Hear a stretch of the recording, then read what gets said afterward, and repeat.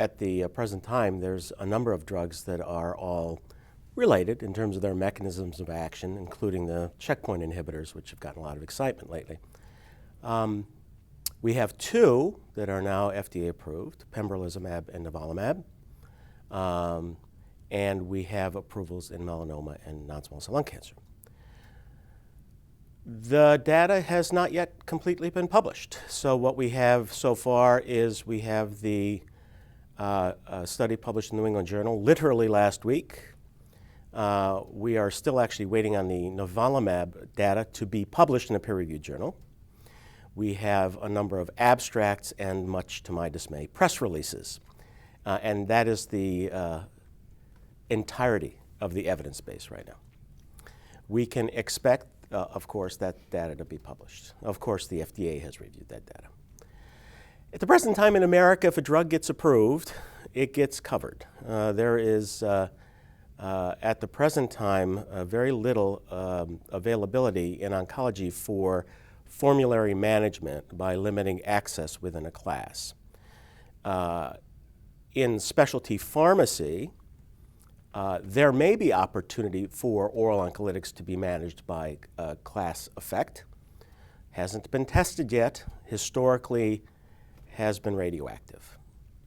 In medical injectables at the present time, if it's FDA approved, it gets covered, and we do not at this point, as a commercial payer, generally have the luxury of treating drugs as a class. We'll wait and see as the evidence is published and becomes debated as to whether there is overlap or similarity in the activity and toxicity of the agents. As opposed to the payer being the one that decides whether or not the drugs will be treated as a class, I think it's far, far more likely that companies that build pathways or physician groups that build pathways will, in fact, look at the evidence and try to limit the choices that are available, if you will, to the drug that has the best safety, efficacy, toxicity profile, and they will consider cost in that equation. History tells us that those drugs are all going to come in probably at a relatively similar price. I believe that in the short term, it's highly likely the payers will respect the FDA labeled indication and probably the NCCN indications for therapy. I am not in a position to make regulatory decisions. I think everyone in oncology, every provider, and certainly the payers like high-level evidence.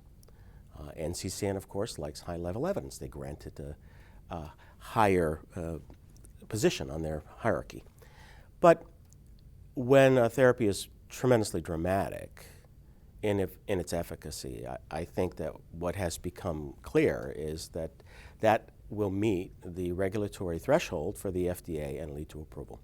And I think, when we look at the PD-1 drugs, it is certainly true that they seem to have a very dramatic effect in a subset of patients.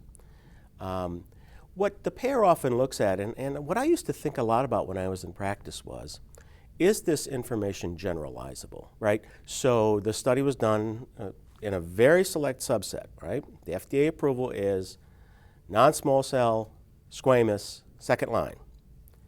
At this ASCO meeting, we're hearing that non-squamous has the same benefit. And because the drugs are so very, very expensive, and because the history of oncology is that there are unintended consequences and effects of these therapies, the payers tend to respect, at least initially, the FDA label and subsequently expert opinion like that offered by NCCN. The NCCN has a lot of impact on what payers view.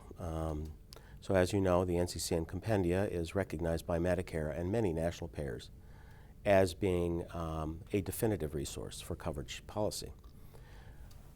Depending on the payer, and I can speak only to Aetna, we actually pay a lot of attention to what NCCN says. So the typical line in the sand for coverage policy is either 2A or 2B.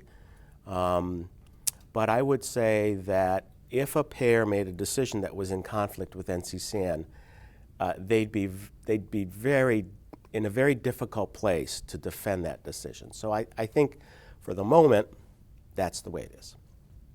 Now, as to comparative effectiveness research, that's a whole different story, right? So as we get more and more drugs in the class and more overlapping indications, the question can be, well, does one agent have a therapeutic advantage?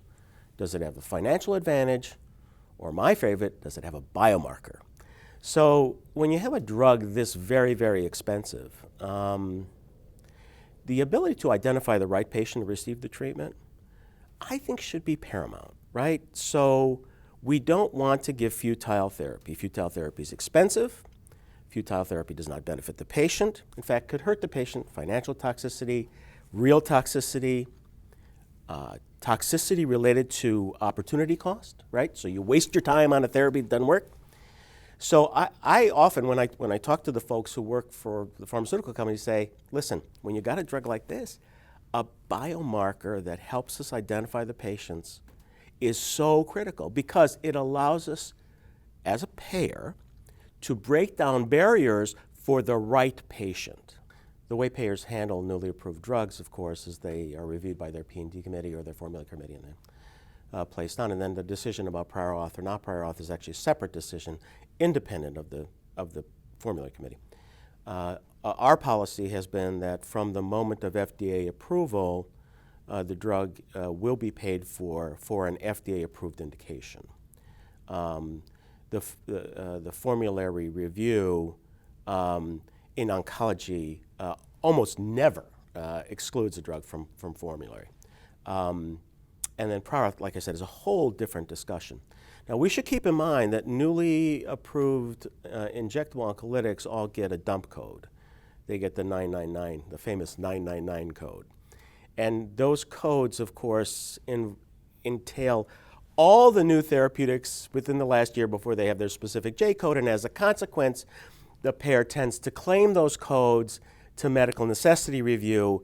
It's just because we don't know what the heck is happening. It's not an evil intent to not pay the doctor. It's an administrative burden on the payer side that unfortunately is a consequence of the J code system.